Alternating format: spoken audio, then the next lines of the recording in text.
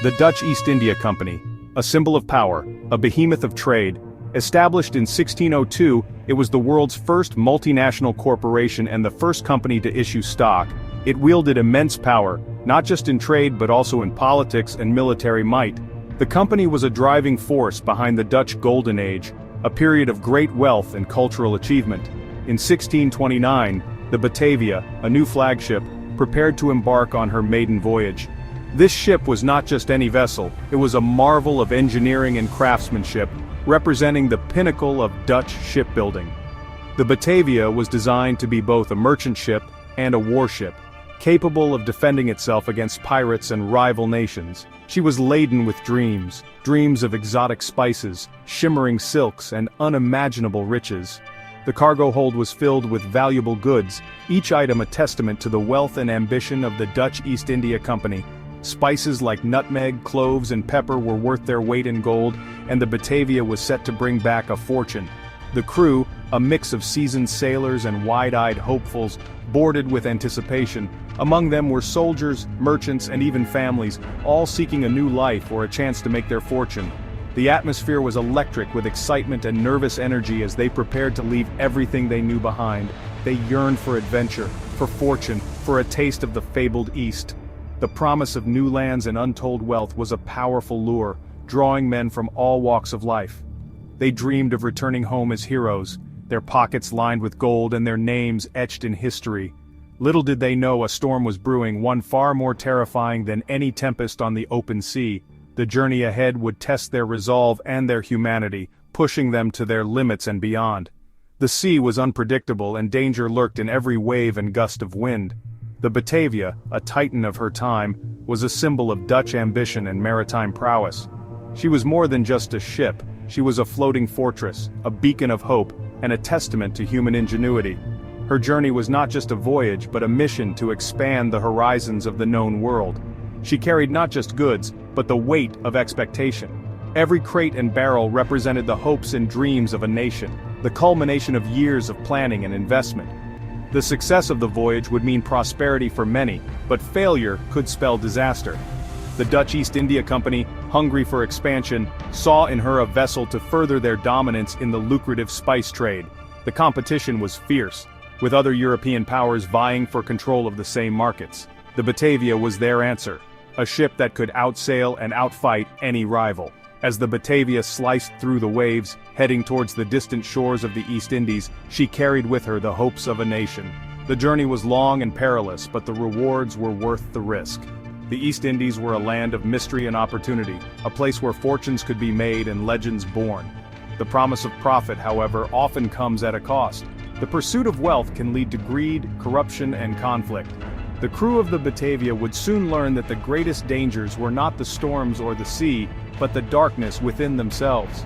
And on this voyage the price would be paid in blood. The Batavia's journey would become a tale of betrayal, mutiny, and murder. A dark chapter in the history of the Dutch East India Company.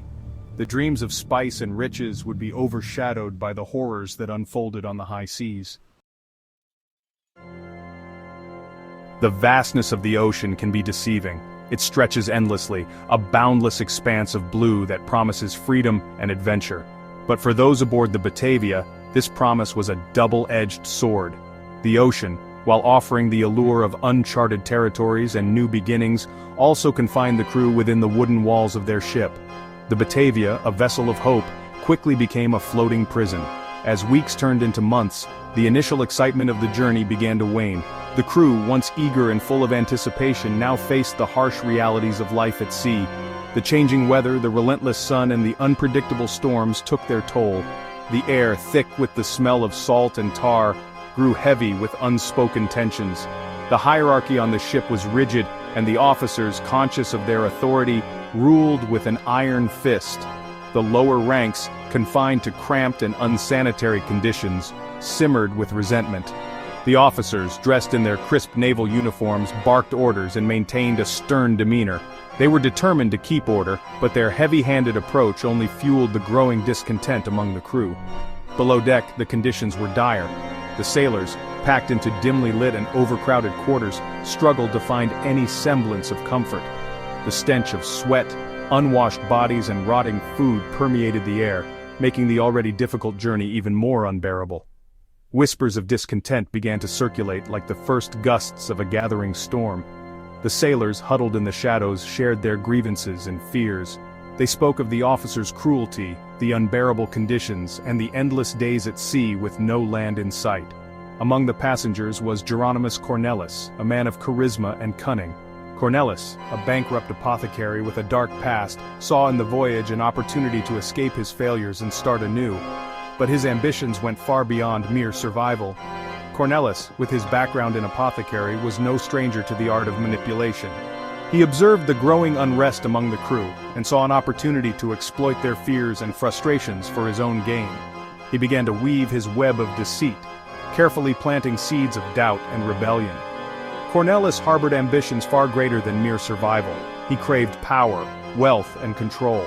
With a determined glint in his eye, he meticulously planned his next moves, using maps and coins to strategize his path to dominance. He was not afraid to use others to achieve his goals. Cornelisz engaged in deep conversations with the sailors, his sinister expression betraying his true intentions. He promised them a better future, a chance to overthrow the oppressive officers and take control of the ship. As the ship sailed further from civilization, Cornelisz's influence grew. He preyed on the fears and frustrations of the crew, convincing them that mutiny was their only hope for a better life. The sailors, desperate and disillusioned, began to rally around him. A seed of mutiny was planted, and under the relentless sun of the open ocean, it began to take root. The tension on the Batavia was palpable, and as the days passed, the crew's resolve to rebel grew stronger. The stage was set for a confrontation that would change the course of their journey forever. The lookout's cry pierced the night, "Land ho!" But instead of relief, terror gripped the hearts of the crew.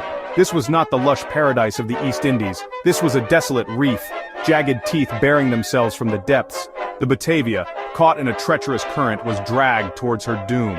The crash, when it came, was deafening. Timber splintered, masts snapped like twigs. The once mighty vessel, now a broken shell, foundered on the unforgiving coral. Panic seized the survivors. Over 200 souls, flung upon a scattering of barren islands, faced a desperate fight for survival. The islands, desolate and unforgiving, offered little respite. Fresh water was scarce, food even more so. The searing sun beat down relentlessly.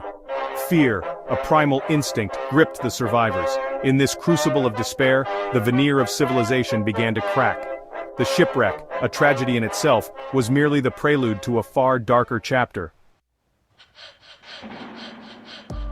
In the face of chaos, some seek solace in order. They look for structure, for a semblance of normalcy amidst the turmoil. But not everyone is driven by such noble intentions. Others, like Cornelisz, see opportunity.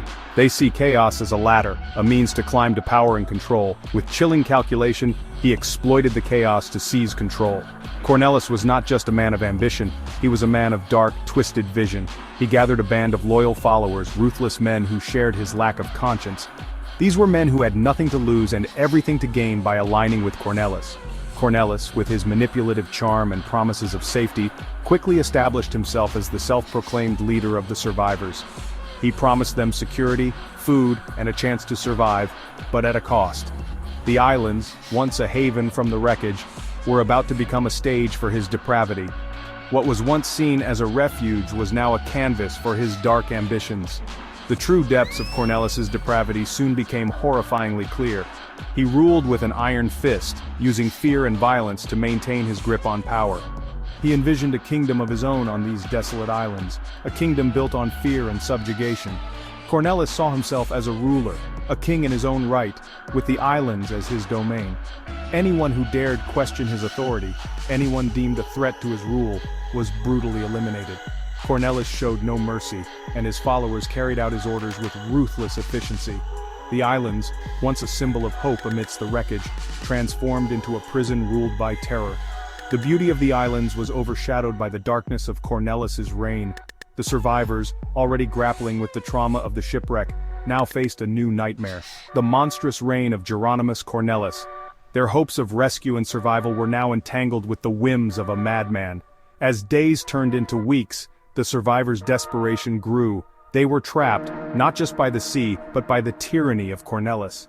Every decision, every move was dictated by his cruel logic. The once hopeful survivors now lived in constant fear, their spirits battered by the relentless storm of Cornelis's rule. The islands, surrounded by the unforgiving sea, became a symbol of their entrapment. Some survivors tried to document their ordeal, hoping that one day their story would be told.